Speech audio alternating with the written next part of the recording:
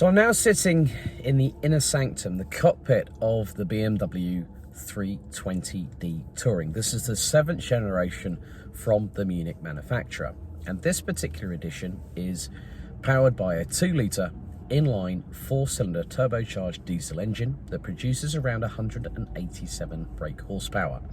This particular car is mated with an 8-speed ZF Getrag gearbox coupled with a mild hybrid system, which at very best you will get around 57.6 miles to the gallon. 0 to 100 kilometers an hour or 0 to 62 miles per hour is achievable in around 7.1 seconds. However, if you go for the X-Drive variety, it's going to go sub 7, around about a couple of tenths off, maybe 6.8, 6.9 seconds to that speed. I am currently around 50 kilometers outside of Munich International Airport, where I am on my way to drop off what has been, hands down, the best hire car I have driven over the last 4 or 5 years when coming over to continental Europe. I've rented a variety of machinery: Ford Focus, EcoDrive Touring, a Mazda CX-5, a Ford Mondeo ST-Line 1.5 litre EcoBoost. So this particular car, I've pushed to around 140 miles an hour, completely legally, of course, here on the German unrestricted Autobahns, which is a far cry from the normal 70 mile an hour speed limit that we have in the United Kingdom.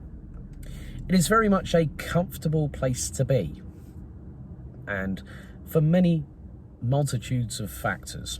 Firstly, you get the latest generation BMW TFT display on the dashboard in front of your steering wheel, which has all the relevant paddle shift paddles, and also all the relative requirements for increasing and decreasing the volume on your infotainment for the music that you're playing or for your navigation, as well as being able to scroll between going forward and backwards to tracks that you like. It has voice recognition software.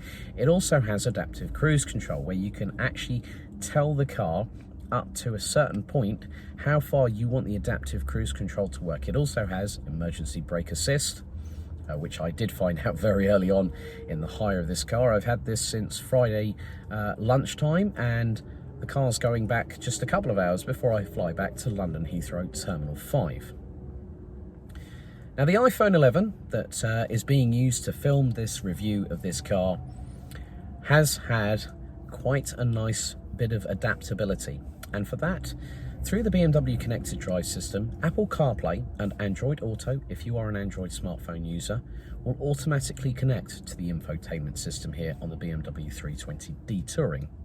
Also, you have a wireless charging pad, a QI charging pad, which charges up your phone very, very quickly indeed. Now, this car has been ultra comfortable.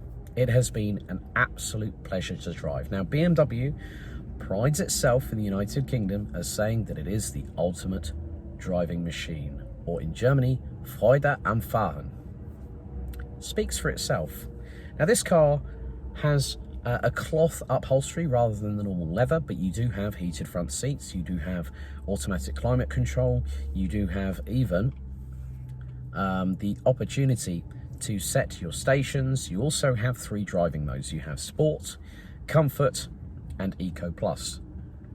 And also with the Eco Plus system, the minute you put that on the dashboard, it brings up the average litres per 100 kilometers that you're doing.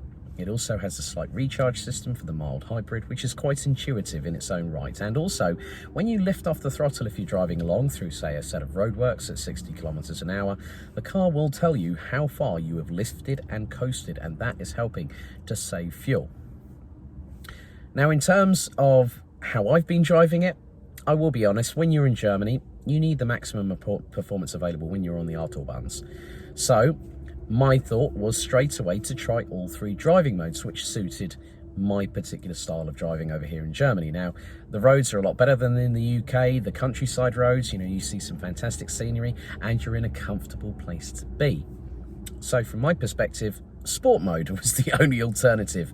But through the roadworks, I did switch to Eco Pro whilst on the move and got an idea. I've been running at about 6.2 litres per 100 kilometers. So in the bottom of this video right now, you'll see exactly what that means in miles per gallon. So I've been probably running at about 46 to 48 miles per gallon, I think, at the very, very most, because when you look at it, a gallon of fuel is 5 litres. And when you're running at 6.2, so that roughly equates to about 45 miles to the gallon. The range on this tank is around 500 kilometers, depending on how you drive it. The car's now siphoned a full half a tank, as I need to fill that up before I return it to the hire car company. Now, getting on to hire cars, a lot of people decide how they are going to rent their cars. There's a multitude of different companies out there. There's Europcar, Alamo, Thrifty, Dollar, Sixt, and Hertz, Enterprise. And the reason why I say the word Enterprise last is that because over the last few years, or particularly the last 2 years, majority of the cars that I've rented have been from Enterprise, and they provide a fantastic service. You can use the Enterprise app, which will just be scrolling through your screen round about now, and you can book your cars. You can also gain points for 3 days off, so you get the base rate thereof, not the extra additional insurance or coverage that comes with the car when you decide to book your vehicle.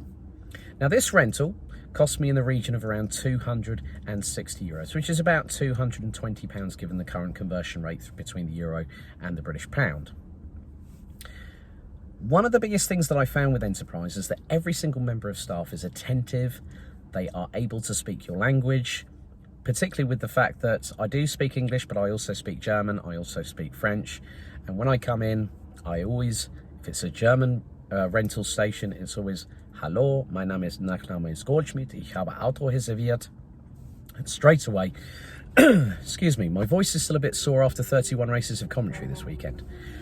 So from my side, Enterprise is hands down for me personally in terms of customer service, email responses, social media interaction, because when I picked this car up, I took some pictures, posted on Instagram, and I get a response from Enterprise's main Instagram account, which was really, really nice. And you'll probably see those messages coming up on the right-hand side of your screen as we speak. So all in all, this has been customarily a very, very good experience. So my thoughts of the BMW 320d Tourer. I won't give it a 5 out of 5, simply because no car is perfect. But hands down, I give it a 4.7 out of 5. And the main 5 things that I'm going to basically explain now are the reasons why I would want this car again. Comfort, practicality, performance, also ease of use.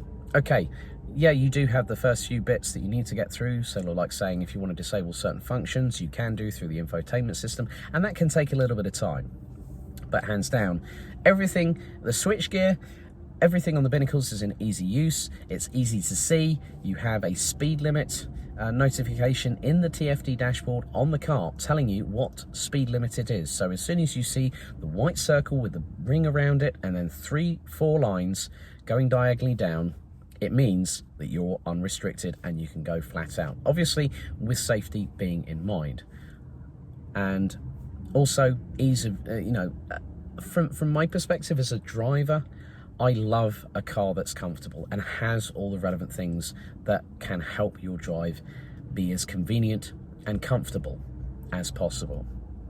So that's it for my review of the 320d here, just 50 kilometers north of Munich in Germany on my way back home from Rotax Max Challenge Germany Round 2.